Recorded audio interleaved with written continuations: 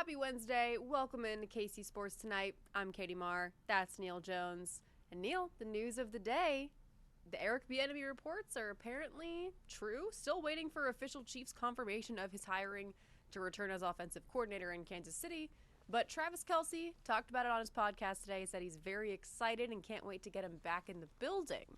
What's your take on it? You know, I think that's important. Because everything I've heard today has not really been about, well, we know Eric Bieniemy. We saw his work when he was here as a running back coach and then ultimately became the offensive coordinator for Andy Reid. We saw it could be a bumpy road because Eric Bieniemy is not the kind of guy who's going to sit quietly in the back of the room and just like this. When guys would mess up on the practice field, Eric Bieniemy would be yelling so loud, I don't think I needed a microphone to pick it up. And I'm 100 yards away, up on the hill where we shoot training camp from. And he would get on anybody. He yelled at Patrick Mahomes publicly at least once. I heard it one time. I heard that he did it more than once, but I heard him yell, Patrick, what are you doing? When the ball goes down, you get on it, or something like that. I mean, it was like he was coaching him up. And there was a sense when he left that it was time for him to leave. He wanted to be a head coach in the NFL. The only way he was going to get that opportunity probably was to call his own plays, to run an offense. Whatever happened in Kansas City, he didn't get the credit. When bad things happen, well, Eric Bieniemy didn't get it. He and the quarterback are not on the same wavelength. But when things went well, it was always Andy Reid's offense. So I think there was a reason for him to leave, Katie. But I think I think there were a lot of people who thought, well, he wasn't that great. And I think it helps, one, that Andy Reid wanted to bring him back or he wouldn't have interviewed him. And secondly, that a leader like Patrick Mahomes or Travis Kelce, who's been around forever, who played for him, they got into each other's face a few times. He talked about, hey, he's the guy that would get in front of the team and give the speech. He was the guy we looked to at halftime. He made a lot of the adjustments on offense. And so the respect he showed today on his podcast, I think will go a long way towards helping Chiefs fans welcome Eric Bieniemy back if indeed he is the guy. Yeah, the chatter online, people seem to either have one of these two opinions. Either they're happy that Bieniemy is back because he was the offensive coordinator when the Chiefs offense was so fantastic for several years. So the people on the other side of the spectrum are mad that they're going back to their old ways, yada, yada, yada. What's your take on it when it comes to that debate? Look, the offense has not been its best. The days of the deep passing game, we've seen a lot of other offenses in the NFL that looked more explosive than the Chiefs. Chiefs have these really fast receivers. They've got a proven quarterback in Patrick Mahomes, and yet they didn't make those kind of plays. And too often, when they needed to get chunk yards, they couldn't get it this year. And so, as a result, I think there are a lot of people who felt like the offense there's an argument that, hey, he needs to bring in somebody new. He needs to bring in a Cliff Kingsbury type. I'm not saying him, but somebody like that who could come in and maybe look at this offense with a new eye, from a different viewpoint, who's in the film room with Coach Reid this winter and says, Andy, why don't we do this? Why don't we try this? This is something we do. Why don't we try to have this play or these types of plays in our system, not to replace what you have, but as an addition to what we've got, and maybe you can wake up this offense a little bit. That's the thought process. But I think Andy Reid said it pretty bluntly when he said we don't, in our opinion, need to change the offense. We need to tweak it. And so he didn't go outside the family. It doesn't look like he is bringing in a different a wide receiver coach who he has not worked with, who's a veteran guy. In fact, he was here years ago, I think under Dick Vermeil, in 03 or 02, something like that. So he's been around for a while. He knows Kansas City, and maybe he will bring a different viewpoint into those meeting rooms. Yeah, and plus, when we talk about the Chiefs have a habit of going back to their old ways and bringing in old talent and yada, yada, yada, this is at least different in the fact that Bieniemy has spent several years away under different head coaches, and now he's spent a year under the hotshot coach in the NFL, the new guy Ben Johnson, who's had a stellar first year with the Bears, and he also has the benefit of being a great running back mind. That's where the Chiefs are struggling right now. Patrick Mahomes isn't a young guy like he was when Eric Bieniemy was first his offensive coordinator. So I think it'll be different, and I get that he's a familiar face coming back, and that can seem so typical with the Chiefs, and people are tired of it, but he's at least bringing a bunch of different knowledge this time around. So are you taking Travis Kelce's comments as maybe this is influencing him to come back next year? I think that this has got to be a step in the right direction, because I promise you, if Eric Bieniemy is hired, he's going to be calling all the offensive players. He's a proactive guy. He's going to be, and that includes Travis Kelce saying, "We want you back. Mm-hmm. We need you back." They're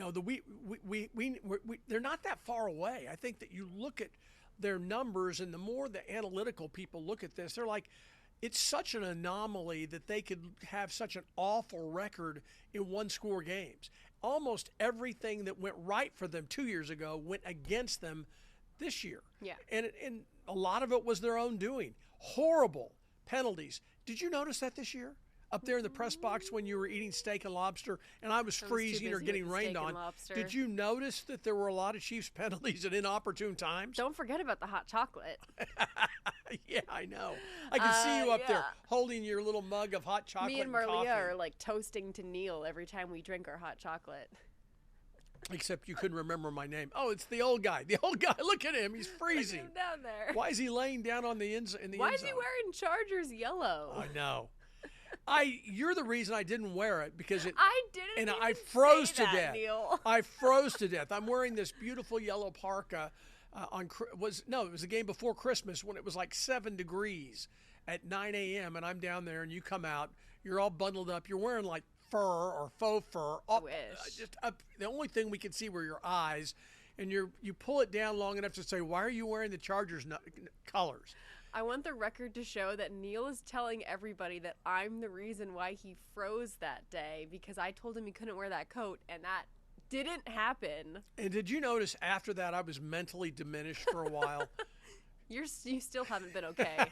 It's been a month now, a month and a half. It's been years. Katie, I can remember my children's name, and that is about it. I can remember their birthdays, but I can't remember anything. I can't remember names at all. It's unbelievably horrible. All right. Well, you heard it from Neil Jones himself. He's getting old, apparently. You know what I do remember? What?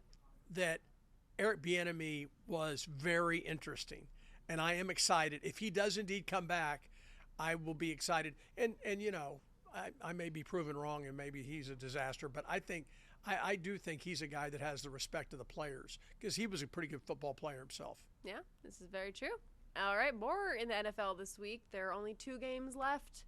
NFC Championship, AFC Championship, which AFC Championship you can watch on our air at 2 o'clock this Sunday. That's between 2-seed Patriots, top-seeded Broncos. Broncos, of course, are going to be quarterbacked by Jared Stidham, since Bo Nix has been ruled out for the season, suffering an ankle fracture on the second-to-last play of the game. Who you like it in that matchup? Well, the Patriots have the best offense, one of the best offenses in the AFC. They've scored 493 points, and they've given up 320 points. So their defense is pretty good. Mm-hmm. The Broncos' defense, which is as good as it gets, right?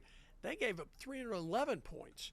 So it's not like the Patriots play in a division that had a couple of teams that weren't very good, meaning the Jets. They count like double. The Dolphins.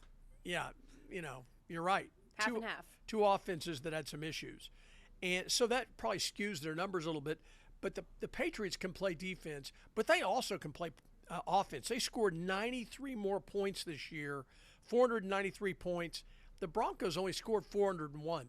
And that, while it sounds weird, the fact that Bo Nix was not Patrick Mahomes, the fact that there were a lot of games they won 10 to, not necessarily 10, but let's say 13 to 10. There were a lot of bad offensive performances that the Broncos had this year, including at home, that they somehow survived and won, which leads me to believe that they will know how to play in a low-scoring game where their defense has to really perform. Mm-hmm. If you're asking about who's got the edge at quarterback, it's not going to be the Broncos. Yeah. But I think Stidham, people forget, he was a really good football player coming out of college, and I think that they brought him in thinking that he might challenge for the job. Bo Nix ended up, taking it by the the neck and has had the job the last 2 years. But I think Stidham gives them a chance to win because he's a veteran enough player. He's a backup, but a veteran enough player who's played enough that I think he knows how not to turn the football over and not to get like a deer in headlights and make those terrible mistakes you can have. I mean, in your mind, who you gonna, first of all, who are you going to bet on? I don't bet, but if I did bet, I would probably pick Patriots to win. I think it'll be close for sure, and I agree with you where I don't think Jared Stidham's going to be like, of the backup quarterbacks in the NFL, he's not the worst. However, I think that because both the Patriots and the Broncos, I feel like both have good defenses, I think the Patriots have the upper hand on offense, and that's going to put them on top of a close matchup probably. And they're playing it hot. They're playing it at Mile High. They're playing at Mile High. And they haven't had this game for, a decade? Yeah, 2015 was the last time they hosted. So this is a big deal there. Yeah. Very similar to what it was here in Kansas City. Patrick Mahomes' first year as a starter, 2018. Yeah. January of 2019, the Chiefs hosted the AFC Championship game for the first time of a bunch in a row. And that was a big deal for us in this town. It was big, but you know what it wasn't? It wasn't enough to just flip the script, and Bob Sutton's defense gave up the ghost in the first half, and then they had a problem at the end of the game, and there you go. The Chiefs lost in overtime to Tom Brady and company. Well, on the NFC side of things, Seahawks, Rams, I'm very excited about this matchup because when the postseason started, I thought the Super Bowl was going to be the Bills and the Rams. I think the Rams have been one of the best teams in the NFL. They've just made some dumb mistakes at times that have contributed to a few losses. Matthew Stafford's playing out of his mind this year. He's got weapons. He's got Puka. He's got Devontae Adams, Kyron Williams, all the guys. They have great offense, solid defense as well. I'm excited about that game. Who do you think has the upper hand in it? I'm not a fan of the Seahawks necessarily, but they have been unbelievable. Their numbers are incredible. They scored 480 points plus. They gave up less than 300 points offensively and defensively. They have been the better team. They dominated the 49ers at times. I mean, they have good teams in that division, and they won the division. They had a 14-3 record, 2 games ahead of the Rams. I think you got to go with the Seahawks playing at home. They are the team to beat, but as we saw, the Rams go on the road and win in Chicago against a quarterback who can make plays. Against the comeback king. Yeah, and so I'm going to go with the Seahawks simply because I've had the better season. This is a division game.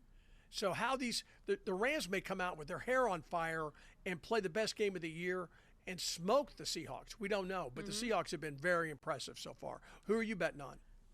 If I were to bet, I think I'd pick the Rams. And who did you pick for AFC? Do you think the Patriots? I'm going to go with the Patriots because I hate the Broncos. So because of the quarterback situation being what it is. Okay. And I like Mike Vrabel. I think he's a great coach, although the Broncos head coach, Sean Payton, is the real deal. He knows how to win. And in the NFC, I'm going to go with the Seahawks. Okay, so Neil thinks it's going to be a Seahawks-Patriots Super Bowl. I think it's going to be Patriots-Rams Super Bowl, which was 2019? That was Super Bowl in 2019? That was a terrible game. Terrible Super Bowl. I only watched half of it. Well, you didn't miss anything. I know. It was awful. I remember tuning in at halftime, and I was like, oh, there's 3 points scored. Yep. The weather is supposed to be horrible this weekend, which means that you stick it right at Channel 5, 2 o'clock on Sunday. It's funny because the NFC game I don't think is on television. You'll have to listen to it on radio. No. Yeah, I see your vision there. Alrighty. Royal Blue. What about the Royals do you want to talk about today, Neil? Well, there's so much. This is a great time to look forward to the next nice thing that's going to happen. Certainly we have college basketball and stuff. That gets heated up in March. Mm-hmm. But I'm excited about the start of spring training. In a couple of weeks, the Royals are going to have their media day, and we'll all go out there, and it'll be fun to see the players and the manager and some of the people around, the general manager. So I'm excited about that. This team, in my opinion, underperformed last year. I think they're due to bounce back. They had some issues with health issues with their starting pitching. They didn't get hitting at all from the corner outfield. Yeah.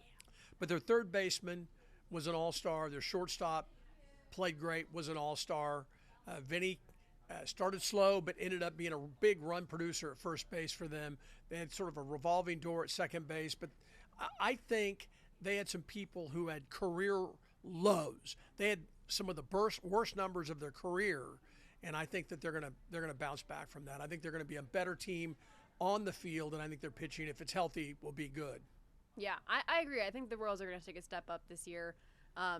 Everyone thought that was going to be the case last year, but I felt like they didn't really do anything in the offseason to make that happen. But I feel like they have. Well, they brought in Jonathan India, year. who then had the worst career on-base percentage of his career, I think. Yeah. And it's an outlier. He was great, terrible. I think he's going to be – he may not be great again, but I think he's going to be a much better player than he was at the plate last year. Yeah, I think they've taken some steps this offseason to put them in that better place. Also, Carlos Beltran going to be inducted into the MLB Hall of Fame.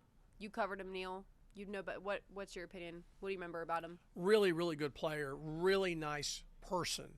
Did not have a great command of the English language when he first came here. And the reason I bring that up is you don't feel like sometimes it's hard to know what the person's like. You know, and maybe it doesn't come across on television. They didn't put him in the interview room a whole bunch because of his English wasn't great. He was a wonderful person, and I'll never forget he got traded, and we're out in the parking lot. I'm going live for Channel 5 or something, and I'm standing and talking to a radio reporter on 610 radio at that time, Rhonda Moss. And here comes a car, and we're talking after I'd done my live shots, and she had done her stuff, and we were walking out to our car. A car pulls up. It's empty. The parking lot's pretty empty. Somebody pulls up and rolls down the window. It's Carlos Beltran thanking Rhonda, because Rhonda was there at every game, and thanking her. Hey, thank you for your coverage. It was really nice. And he waved at me. You know, you don't see that a lot. You know, most of those guys, hey, I'm getting traded to a team that's winning. Hey, see you later. But I thought that said a lot that he would take the time to drive over and say goodbye to her, and then also be nice enough to wave to me. He was a good guy in the clubhouse. He was a five-tool player, true five-tool player. There really wasn't anything he couldn't do at a high level, and he played great. And I really believe he would have been in the Hall of Fame earlier, except he was caught up in the scandal involving the Astros in their World Series championship. He came across, got traded into that clubhouse, and he knew what was going on. He didn't say anything. I think he would have been a manager. I think it killed him in a lot of ways, because I think AJ Hinch lost his job too, and he ultimately came back and has done really well as a manager, but it damaged him because he was the manager of that Astros team and a highly respected person and guy. And I think that some of the people that were involved in that are going to be punished and have been punished. I think he was a good enough player in Kansas City and with the Mets, irrespective of what he did in Houston, that I think that people gave him the benefit of the doubt. And like I said, he had a reputation, Carlos Beltran did, of being a really good person. And the team was so awful around him that he played hard even though they were awful. And as you know, that can be hard to do. Yeah, for sure. All right. College basketball. Jayhawks win after midnight, past my bedtime. I kind of stayed up to watch the very end. I was kind of half asleep. 10 p.m. tip-offs. I don't like them very much. But they did it on the road without Bill Self, who stayed behind after another health scare happening on Monday. Did not travel with the team to Colorado. Jock Vaughn stepped in as head coach. Could you tell the difference at all? Like in terms of their how they played? Well, I mean, is he more demonstrative, less demonstrative than Bill Self? He obviously was a head coach at the NBA level and had not coached at the collegiate level until this year. Could you tell a difference? I mean, he was getting animated and stuff on the sideline. He for sure, like, it seemed like it fit him, almost. And I just watched his post-game press conference from last night. He seemed super happy, and he also said he talked to Bill Self, and that Bill was super excited about the win. And Fran Fraschilla from ESPN said that Bill Self is expected to be ready to coach for the Sunflower Showdown this weekend. They will have a media availability tomorrow, so we should find that out for sure tomorrow afternoon. But yeah, I mean, the team, I got home from work early in the second half, watched the rest of the game, and when I turned it on and saw that it was like a 2-point game against Colorado, 19th ranked Jayhawks, I was like, that just seems fitting. I was like, they're gonna find a way to keep this close, and they did, but they scraped out the win. And I mean, what more can you ask for when you're on the road, which the Jayhawks have struggled with this year, conference road games, and they're without their head coach. So right. I think I'll take a 6-point win if I'm a Jayhawk fan. Yeah, I think this is a good win. Tad Boyle's a good coach at Colorado. It's a big game for him coaching against his alma mater. Obviously played at KU back in the day, and he does a good job. They were really down last year. They brought in all these new players. They're still not back. They're very young. Yeah, Colorado's not to where they want to be right now. So this was a win that KU needed to get. Can they run the table and win the league? Probably not. But there was 2 weeks ago, we're wondering, is this team going to get it turned around enough to make the tournament? Yeah. Because, you can probably make it with a losing record in the Big 12 because the league is so good. Mm-hmm. But at some point, you got to win some games. And then, of course, they shocked number 2 Iowa State. They dominate them at home. Then they come back and win another game against Baylor at Allen Fieldhouse. And then now this is another step in the right direction. I think they're learning more about themselves as a team because Peterson's been so disjointed that they've had to learn how to play with him and without him. Yeah. So it's been kind of a tough second semester. And that was something that Melvin Council Jr. said in the post-game press conference last night. He was like, we can't just win at home. Like, we got to start learning how to win on the road. So, like you said, first step in the right direction for them. And now they have another road game coming up in a place that they have not won many times in the last few years. Yep. That's in Manhattan, Kansas. I wonder if there's anybody on the Kansas team that's won a game there. I mean, a real player, not a walk-on. And wonder if there's anybody. I don't know if there's anyone. When's the last time they won there? That's won in Manhattan. 2021, 2022. I don't think there's a player on the team right now that was there in 2022, which I think would be the last time they won. So you're going over there, I hear. No, probably not, because if the roads are bad, I'll be staying here. I will not be driving in the icy roads. We have 4-wheel drives, don't we? I'm not driving on the icy roads at Maybe midnight. we don't have. You know what? Maybe we don't have 4-wheel drives. I will not. We are credentialed, so if it doesn't snow, hey, I might see y'all out in Manhattan. But if it snows and it's icy, I'm not making that drive back after midnight. But what time's the tip? 7 p.m., which is very late. Well, and the story's going to, as much as the story's going to be the game, and K-State fans, don't be angry, the story's kind of be Bill Self. Yeah, for sure. But we can't shoot the game anyway over there. Exactly. So it's shots of Bill walking out. I say Bill, Coach Self walking out. Good friend Bill. Shaking hands, then walking, then him walking back in, and then he walks. So it's like that's all you're allowed to shoot. So I don't know. Yeah. But it'll be interesting because for the first time in weeks, K-State will be coming off a win.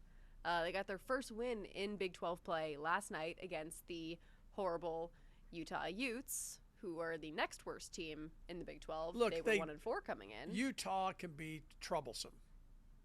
They've been one of the worst Power 4. I'm trying to. Power 5? Power 5, I guess, for basketball. So why are you you're taking shots at poor K-State. They finally get a win, and you're going, oh, yeah, but they beat somebody that's terrible. Well, they only won by like a few points.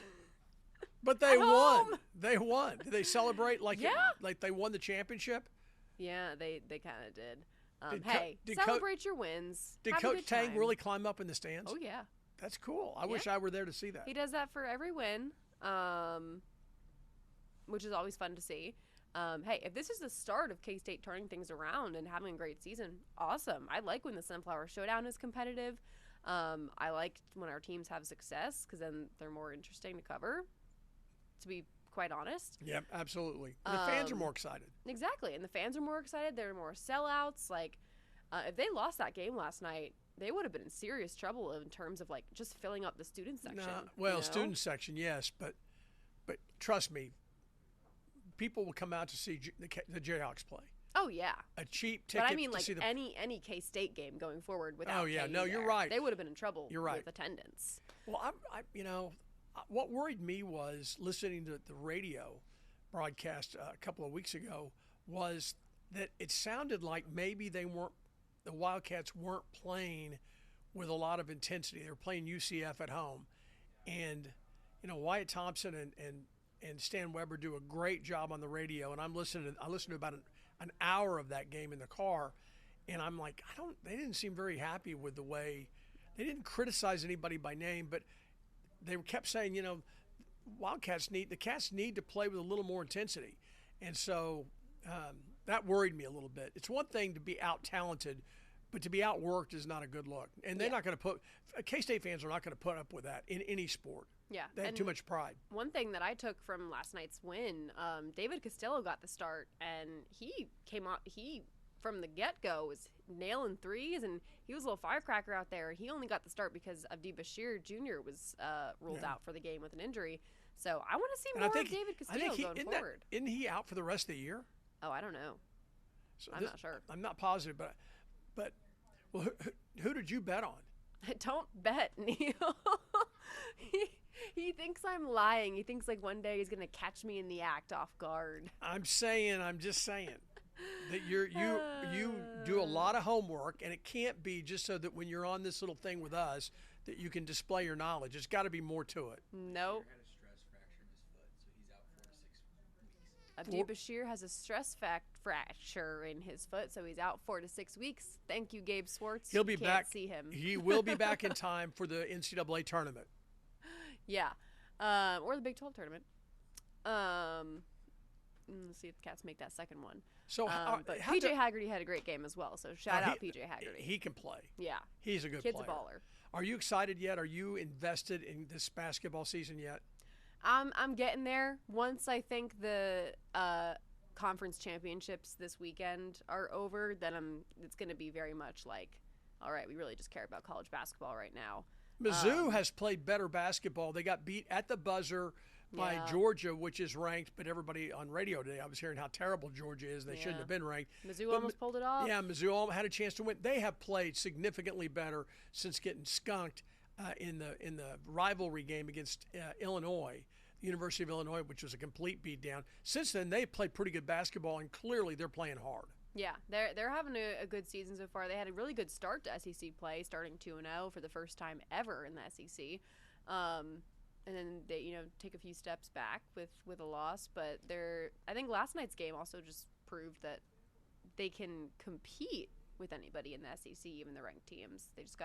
They were just the victim of a game-winning 3-point play near the buzzer. Yeah, that's tough. Yeah. All right, college basketball, NFL. Any final thoughts before we go, Neil? Big news. Less than a minute. Lot of stuff going on in college football. We'll have more on that this weekend as coaches had their convention last week. There is a lot of talk about the calendar for the playoffs. The Big 12, the Big 10 and the SEC are battling over the future of the college football playoff. The SEC wants one thing, the Big 10 wants another, and the other leagues are kind of backing up the SEC, if I'm not mistaken. So there is a lot going on this offseason that will affect college football down the road. We'll continue to follow that as well. All right, you heard it straight from the man himself. Thanks for joining us on KC Sports Tonight. We'll see you back here tomorrow at 5:30.